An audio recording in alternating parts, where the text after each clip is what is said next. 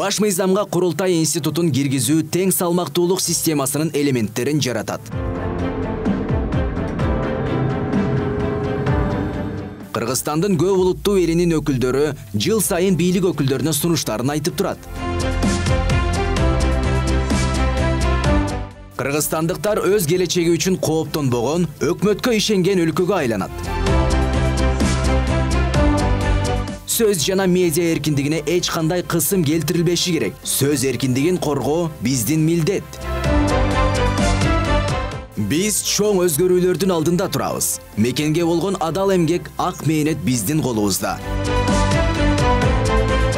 Бул үчүн элге, мекенге, келечекке ак кызмат кылуу керек.